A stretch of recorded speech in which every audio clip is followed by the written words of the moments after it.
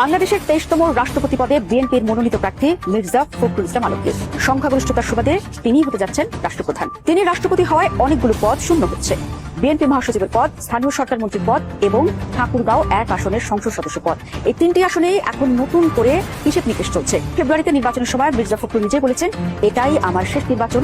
যখন একজন নেতা বলেন শেষ নির্বাচন, তখন মানুষ উত্তরাধিকার খুঁজে, আর সেখানেই আসে মীর শামারুফ মির্জার নাম। ফেব্রুয়ারি নির্বাচনের সময় ঠাকুরগাঁয়ের মানুষ ফেসবুকে, চায়ের দোকানে বলাবলি করেছে, বাবা যাবেন বঙ্গভবনে, মেয়ে আসবেন সংসদে। শামারুফ মির্জা বিএনপির সদ্য সাবেক মহাসচিব মির্জা ফখরুলের মেয়ে ও চিকিৎসা বিজ্ঞানী। 2006 সাল থেকে স্থায়ীভাবে অস্ট্রেলিয়ার রাজধানী ক্যানবেরাতে বাস করছেন। 2017 সালে সিতারা স্টোরি নামে একটি সংগঠন প্রতিষ্ঠা করেন। এই নামটা দুই বীর মুক্তিযোদ্ধা ক্যাপ্টেন ডক্টর সিতারা বেগম ও তারামন বিবির নাম অনুসারে। এই কাজের জন্য 2023 সালে অস্ট্রেলিয়ান অব দ্য ইয়ার অ্যাওয়ার্ডের জন্য মনোনীত হয়েছিলেন তিনি।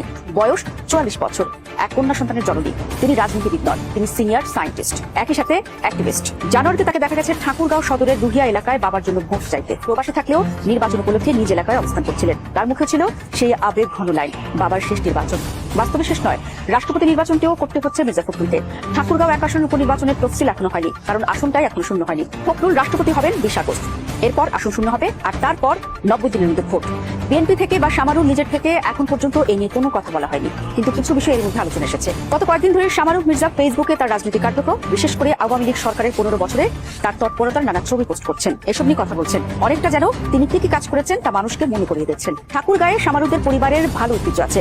বাবা মির্জা ফখরুল ইসলাম আলমগীর বিএনপির মহাসচিব ছিলেন, রাষ্ট্রপতি হতে যাচ্ছেন। দাদা মির্জা রুহুল আমিন ছিলেন মন্ত্রী এমপি, আরেক দাদা মির্জা গোলাম হাফিজ ছিলেন স্পিকার ও মন্ত্রী, চাচা মির্জা ফয়সাল ঠাকুরগাঁয়ের মেয়র, জেলা বিএনপির সভাপতি। তবে এই চাচা মির্জা ফয়সাল অর্থাৎ মির্জা ফখরুলের ছোট ভাই, আবার মির্জা ফখরুলের অন্যতম বিকল্প। শামারুফ না হলে মির্জা ফয়সালই হয়তো এই আসনের মনোনয়ন পাবেন।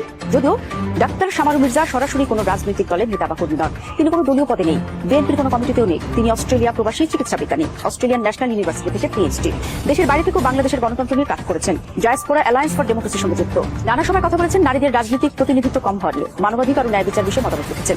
নিজের কথা তিনি বলেছেন, আমি নিয়মিত রাজনীতির মানুষ নই, একজন চিকিৎসা বিজ্ঞানী হিসেবে আমার পেশাগত জীবন দেশের বাইরে, তবে একজন সচেতন নাগরিক ও একজন সন্তানের দায়িত্ববোধ থেকে আমি আজ এখানে। তিনি এমপি হলে সংসদে আসবেন একজন শিক্ষিত নারী, যিনি বিদেশে বাংলাদেশের নাম উজ্জ্বল করেছেন, যিনি মুক্তিযোদ্ধাদের নামে সংগঠন চালান।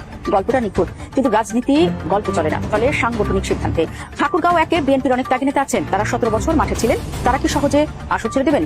এটাই টেনশন। তাই দর্শক, শেষ প্রশ্ন আপনার জন্য, যদি 20 আগস্ট ফখরুল রাষ্ট্রপতি হন, আপনি কি চান তার মেয়ে শামারুফ রাজনীতিতে আসুক, নাকি মির্জা ফয়সাল বা অন্য কোনো নেতা এমপি হোক?